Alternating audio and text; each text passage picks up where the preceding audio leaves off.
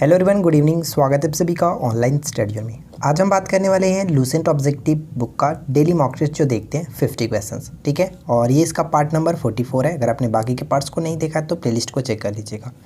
साथ ही साथ हम देखेंगे होमवर्क क्या रहने वाला है। तो चलिए इस वीडियो को हम शुरू करते हैं।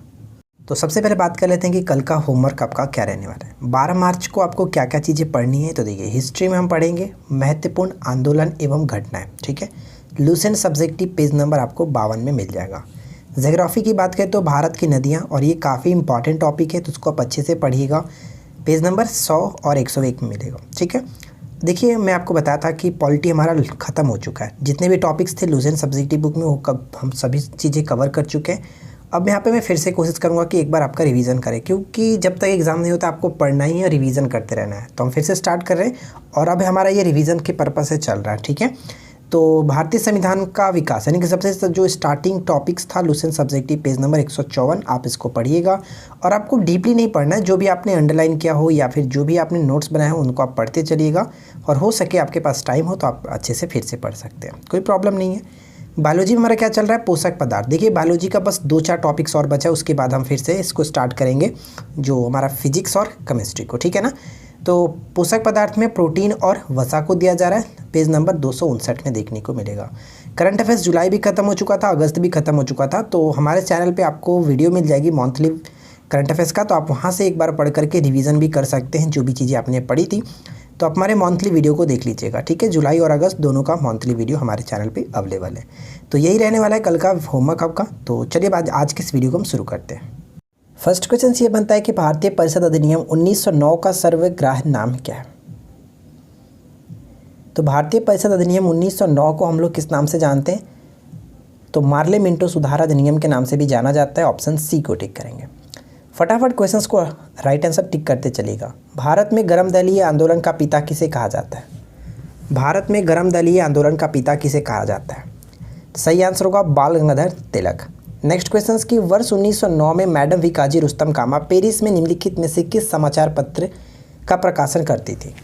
बताइए, कौन से समाचार पत्र का प्रकाशन करती थी। Patriot. Option D will be correct answer. Fourth question क्या बनता है कि निम्नलिखित कथनों पर विचार कीजिए। फर्स्ट और सेकंड पॉइंट्स को पढ़िए और बताइए कि कौन सा कथन सही है। पहला पॉइंट क्या कह रहा है कि कांग्रेस में मौलाना अबुल कलाम आज़ाद की अध्यक्षता में भारत छोड़ो प्रस्ताव पारित किया गया था, जो कि बिल्कुल सही है।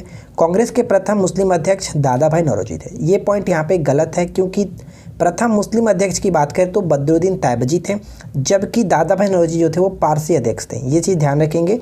तो यहाँ पे केवल और केवल एक सही है, ऑप्शन हम ए को टिक करेंगे। क्लियर।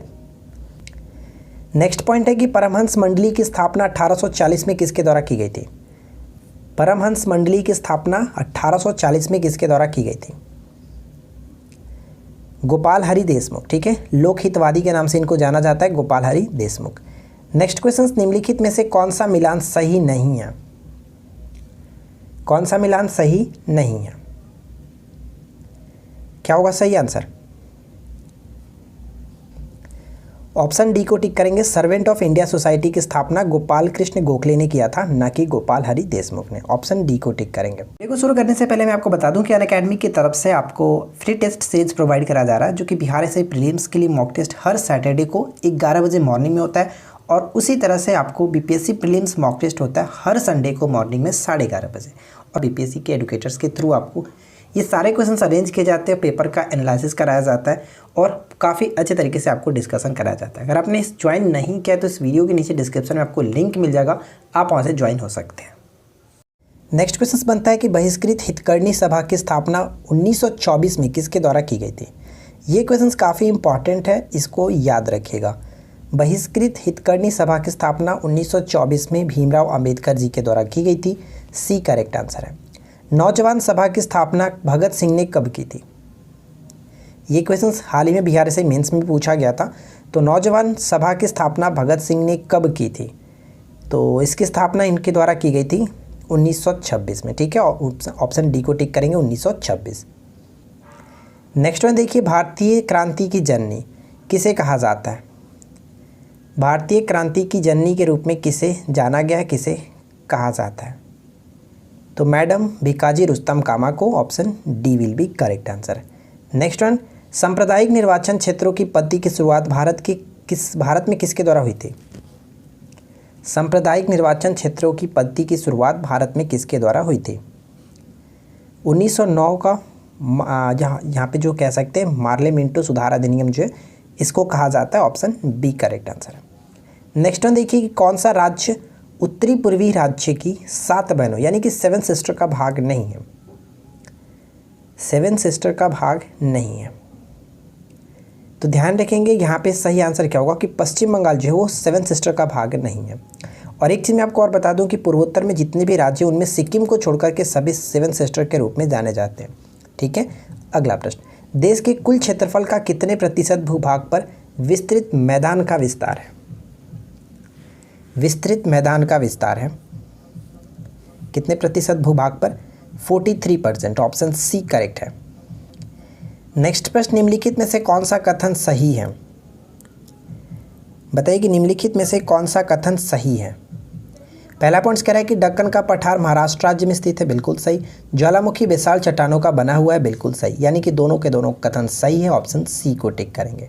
नेक्स्ट वन क्या कह रहा है कि निम्नलिखित राज्यों में से कौन सा राज्य 3 तरफ से बांग्लादेश से घिरा है? 3 तरफ से बांग्लादेश से घिरा है और ये क्वेश्चंस बहुत बार एग्जाम्स में पूछा गया है। राइट आंसर होगा ऑप्शन डी त्रिपुरा। ठीक है, आगे बढ़ते हैं। नेक्स्ट वन की विल्सन पॉइंट निम्नलिखित में से किसका उच्चतम बिंदु है? विल्सन पॉइंट निम्नलिखित में से किसका उच्चतम बिंदु है? तो ये महाबलेश्वर का उच्चतम बिंदु है। ऑप्शन बी करेक्ट है। नेक्स्ट वन, निम्नलिखित में से कौन सा एक भारत का प्रवाल द्वीप समूह है? बताइए, निम्नलिखित में से कौन सा एक भारत का प्रवाल द्वीप समूह है? लक्षद्वीप। ठीक है, लक्षद्वीप। एक छोटा सा क्वेश्चन मैं आपसे पूछता हूँ, जल्दी से कमेंट करके बताइए कि लक्षद्वीप में कितने द्वीप हैं? ठीक है, लक्षद्वीप में कुल कितने द्वीप हैं? नेक्स्ट वन है कि किसी राज्य में सामान्यतः किसके परामर्श से राष्ट्रपति शासन लागू किया जाता है? राष्ट्रपति शासन जो है किसके परामर्श से लागू किया जाता है? राष्ट्रपति शासन आर्टिकल 356 के तहत लागू होता है। ठीक है, और ये राज्यपाल के द्वारा राज्यपाल के परामर्श से राष्ट्रपति लागू करते हैं। अगला प्रश्न, अन्य जो निर्वाचन आयुक्त होते हैं उनकी पदावधि कितनी होती है? अन्य निर्वाचन आयुक्त की, अन्य निर्वाचन आयुक्त की जो पदावधि होती है 6 वर्ष या फिर 62 वर्ष की आयु, जो भी पहले पूर्ण हो। ठीक है, जबकि मुख्य चुनाव आयुक्त की जो होती है 6 वर्ष और 65 वर्ष की आयु होती है। नेक्स्ट वन, दल बदल विरोधी कानून से संविधान का कौन सा संशोधन संबंधित है? दल बदल विरोधी कानून, इसका संबंध क्या है? 52वें संविधान संशोधन 1985। ठीक है, 1985 से संबंधित है, जो कि 10वीं अनुसूची के संबंध में बात कही है। 10वीं अनुसूची में इसके बारे में वर्णन है। संसद के दोनों सदनों के संयुक्त अधिवेशन को कौन बुलाता है? ध्यान दीजिएगा, संयुक्त अधिवेशन को कौन बुलाता है? कौन बुलाता है? राष्ट्रपति बुलाते हैं। अगर क्वेश्चंस पूछे कि संयुक्त अधिवेशन की अध्यक्षता कौन करता है, तो लोकसभा अध्यक्ष करते हैं। एक छोटा सा क्वेश्चन ये मैं पूछता हूँ, जल्दी से कमेंट करके ये बताइए कि संयुक्त अधिवेशन जो बुलाता है राष्ट्रपति, वो किस आर्टिकल के संबंध में बात कही गई है, किस आर्टिकल में? नेक्स्ट क्वेश्चन कह रहा है कि भारत का महान्यायवादी कब तक पद धारण करता है?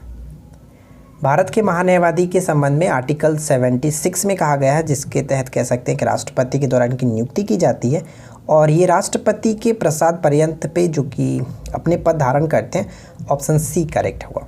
नेक्स्ट क्वेश्चन, भारत में राष्ट्रीय आय का आकलन सबसे पहले किसने किया था? भारत में राष्ट्रीय आय का आकलन सबसे पहले किसने किया था? दादा भाई नौरोजी ने, करीब 1867-68 में इनके द्वारा किया गया था। अगला प्रश्न, भारत की राष्ट्रीय आय में सबसे कम किस क्षेत्र का योगदान? बताइए, सबसे कम किस क्षेत्र का योगदान है?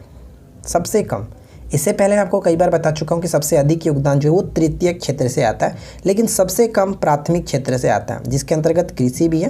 प्राथमिक क्षेत्र के अंतर्गत कृषि, तो ध्यान रखिएगा, right answer will be option A. Next question है कि प्रति व्यक्ति आय निकालने के लिए राष्ट्रीय आय को भाग दिया जाता है। प्रति व्यक्ति आय को निकालने के लिए राष्ट्रीय आय को भाग दिया जाता है किससे? देश की कुल जनसंख्या से। ठीक है, देश की कुल जनसंख्या से।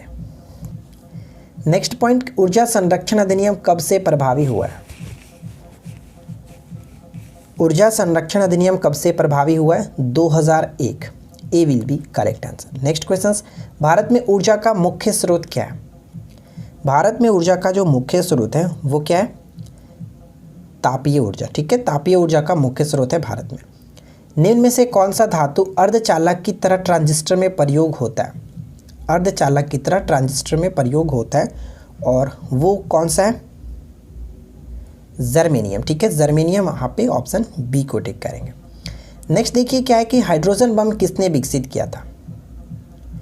बताइए कि हाइड्रोजन बम जो है वो किसने विकसित किया? हाइड्रोजन बम के आविष्कारक कौन थे? तो एडवर्ड टेलर का नाम हम जानते हैं कि इन्होंने हाइड्रोजन बम विकसित किया था, ठीक है। आगे बढ़ते हैं। नेक्स्ट क्वेश्चन है कि इथिलीन से पॉलीइथिलीन का बनना किस प्रकार की अभिक्रिया है? किस प्रकार की अभिक्रिया है? तो इसको हम लोग बहुलीकरण कह सकते हैं, ठीक है, बहुलीकरण, ऑप्शन बी करेक्ट है। पेट्रोलियम के विभिन्न अवयव किस विधि द्वारा अलग किए जाते हैं? पेट्रोलियम के विभिन्न अवयव किस विधि के द्वारा अलग किए जाते हैं? फ्रेंड्स, अगर आपको वीडियो अच्छी लगे, क्वेश्चंस अच्छे लगे तो लाइक कर दीजिएगा, साथ ही साथ अपने दोस्तों के साथ भी शेयर कर दीजिएगा। इस क्वेश्चंस का करेक्ट आंसर होगा ऑप्शन सी, प्रभाजी आसवन विधि के द्वारा, ठीक है, ऑप्शन सी को टिक करेंगे। नेक्स्ट वन कह रहा है कि इलेक्ट्रिक बल्ब के निर्माण में किस कांच का प्रयोग किया जाता है? इलेक्ट्रिक बल्ब के निर्माण में किस कांच का प्रयोग किया जाता है? फ्लिंट कांच का प्रयोग करते हैं, ठीक है, ऑप्शन सी को टिक करेंगे। नेक्स्ट वन, निम्नलिखित में से कौन सी उत्कृष्ट गैस नहीं है? बताइए कि निम्नलिखित में से कौन उत्कृष्ट गैस नहीं है? तो यहाँ पे हमारा सही आंसर क्या है? हाइड्रोजन। हाइड्रोजन जो है उत्कृष्ट गैस नहीं है, कह सकते हैं कि नोबेल गैस के अंतर्गत नहीं आता है। आपको पता है फ्रेंड्स कि आजकल थोड़ा सा बिजी चल रहा हूँ, क्योंकि अब आपको पता है कि फिजिकल का डेट हम लोग का बहुत नज़दीक आ चुका है, जिस वजह से मैं वीडियो पे फोकस नहीं कर पा रहा हूँ, थोड़ा सा टाइम नहीं मिल पा रहा। तो आप लोग ऐसा बिल्कुल भी ना सोचे कि अब इस चैनल पे आपको पढ़ाई नहीं कराई जा रही है, बस थोड़ा सा आप वेट कर लीजिए। जैसे ही मेरा फिजिकल कंप्लीट हो जाएगा उसके बाद हम आपके साथ फुल टाइम आपके साथ रहेंगे, ठीक है। तब तक आप अपने साथ अपनी जो भी होमवर्क आपको दिया जा रहा है आप उसको कंप्लीट करते चलिए, प्रिपरेशन करते चलिए। बाकी के हमारे चैनल पे बहुत सारी वीडियो है जो कि आपको हेल्प करेंगी, आप उनको देखते चलिए, ठीक है। देखिए नेक्स्ट क्वेश्चन क्या कह रहा है कि हमारे शरीर में मस्तिष्क का कौन सा भाग संवेगात्मक क्रियाओं को नियंत्रित करता है? नियंत्रित करता है हाइपोथैलेमस, ऑप्शन ए को टिक करेंगे, हाइपोथैलेमस, ठीक है। अगला प्रश्न क्या है कि दो विद्युत आवेशों के बीच लगने वाले बल से संबंधित है। बताइए कि दो विद्युत आवेशों के बीच लगने वाले बल से संबंधित है। तो यहाँ पे हमारा सही आंसर क्या होगा? ऑप्शन बी, कूलम्ब का नियम, ठीक है, कूलम्ब का नियम, ऑप्शन बी को टिक करेंगे। अगला प्रश्न कह रहा है कि किसी परमाणु के नाभिक का आइसोटॉप वह नाभिक है जिसमें, आइसोटॉप जिसको हम लोग इंग्लिश में आइसोटॉप कहते हैं, हिंदी में इसको समस्थानिक कहा जाता है, ठीक है। तो समस्थानिक कह सकते हैं कि वह नाभिक है जिसमें क्या होता है, उसमें क्या होता है कि प्रोटॉनों की संख्या वही होती है परंतु न्यूट्रॉनों की जो संख्या होती है वो भिन्न होती है, यानी ऑप्शन हम यहाँ पे बी को टिक कर सकते हैं। काफ़ी इंपॉर्टेंट क्वेश्चन है, इसको याद रखिएगा। धनायन तब बनता है जब, बताइए कि धनायन तब बनता है जब, तो यहाँ पे समझिए कहने का मतलब क्या हुआ, राइट आंसर क्या होगा? ऑप्शन बी, परमाणु इलेक्ट्रॉन खोता है। देखिए कहने का मतलब ये हुआ कि अगर मैं इसने लिखा है सोडियम, सोडियम आपको पता है कि 11 है, ठीक है, इसकी परमाणु संख्या 11 होती है, लेकिन अगर मैं इसको Na+ लिख दूँ, इसका मतलब क्या हुआ कि इसका मतलब ये हुआ कि अब इसमें 10 इलेक्ट्रॉन है। तो यानी कि इस पर धनायन चढ़ा, जब प्लस चढ़ा तो इसने 1 इलेक्ट्रॉन खोया, तभी तो ये 11 से 10 बन गया। तो धनायन तब बनता है जब इसने 1 इलेक्ट्रॉन को खोया, तो परमाणु इलेक्ट्रॉन जब खोता है तब उस पर धनायन चढ़ता है। ये बात आपको याद रखनी है। आगे बढ़ते हैं। नेक्स्ट पॉइंट है कि ऑक्सीकरण एक ऐसी अभिक्रिया है जिसमें क्या होता है? ऑक्सीकरण एक ऐसी अभिक्रिया जिसमें इलेक्ट्रॉन का त्याग होता है, ऑक्सीजन का संयोग होता है, विद्युत धनात्मक समूह के अनुपात में वृद्धि होती है, यानी कि उपरोक्त सभी ऑप्शन डी को टिक करेंगे। नेक्स्ट देखिए कि निम्नलिखित किन कणों में, यहाँ पे कह सकते हैं कि कणीय तरंग की द्विप्रकृति पाई जाती है। द्विप्रकृति पाई जाती है, option C electron, option C को टिक करेंगे, इलेक्ट्रॉन। अगला प्रश्न, निम्नलिखित पदों पर विचार करें।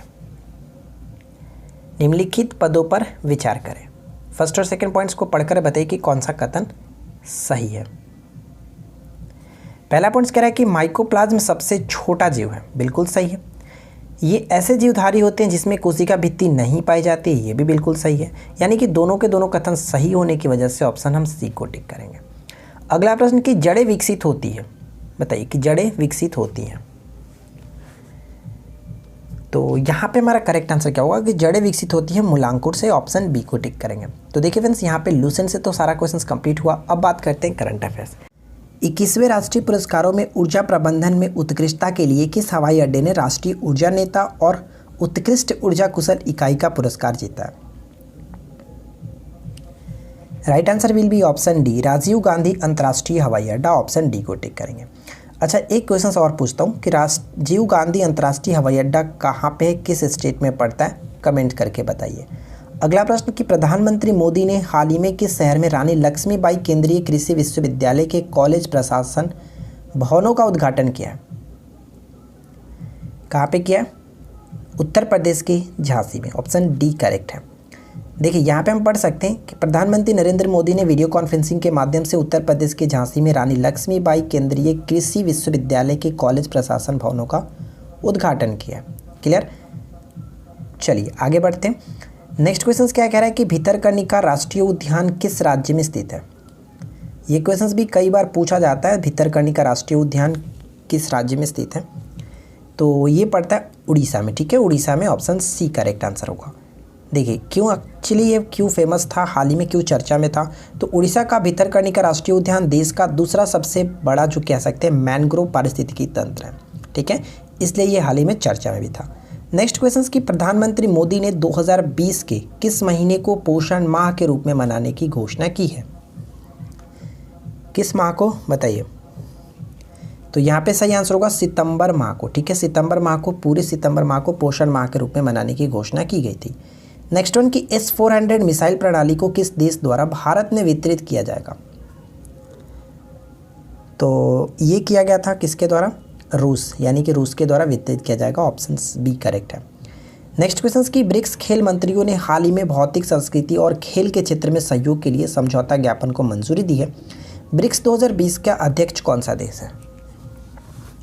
बताइए कि ब्रिक्स 2020 का अध्यक्ष कौन सा देश है? तो राइट आंसर क्या होगा? रूस, ऑप्शन डी को टिक करेंगे। नेक्स्ट पॉइंट है कि तेलुगु भाषा दिवस प्रतिवर्ष 29 अगस्त को किसकी जयंती मनाने के लिए मनाया जाता है? किसकी जयंती के लिए?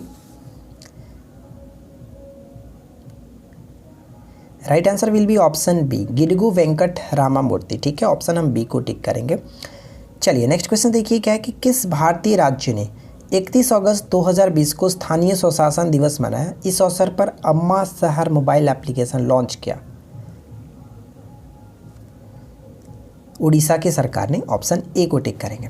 छोटा सा पॉइंट भी यहाँ मैंने नोट डाउन किया, पढ़ सकते हैं कि उड़ीसा के मुख्यमंत्री नवीन पटनायक ने स्थानीय स्वशासन दिवस के अवसर पर 2 नागरिक केंद्रीय मोबाइल एप्लीकेशन अम्मा शहर और स्वच्छ शहर कह सकते हैं उड़ीसा का शुभारंभ किया। ठीक है, तो ये 2 एप्लीकेशन लॉन्च किया गया था।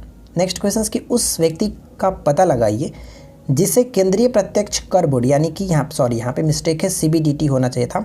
ठीक है, कि अध्यक्ष के रूप में 6 महीने का विस्तार किया है। 6 महीने का इनका जो कार्यकाल था वो विस्तार किया गया। कौन है? तो प्रमोद चंद्र मोदी, ऑप्शन सी को टिक करेंगे। देखिए छोटा सा पॉइंट यहाँ पे मैं पढ़ देता हूँ।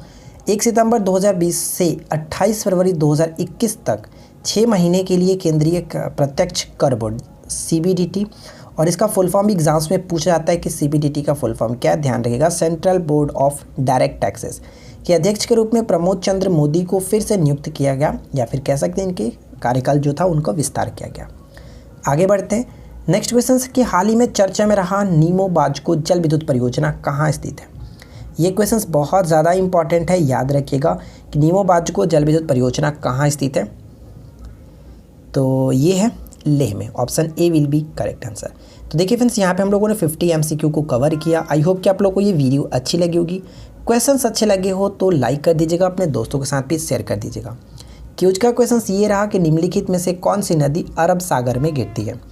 तो जल्दी से कमेंट करके बता दीजिएगा इस क्वेश्चन का राइट आंसर क्या है। वीडियो कैसी लगी नीचे कमेंट्स करके जरूर बताएं। तो हम मिलते हैं किसी और वीडियो में नेक्स्ट टॉपिक के साथ। Thanks for watching, keep learning, have a good day.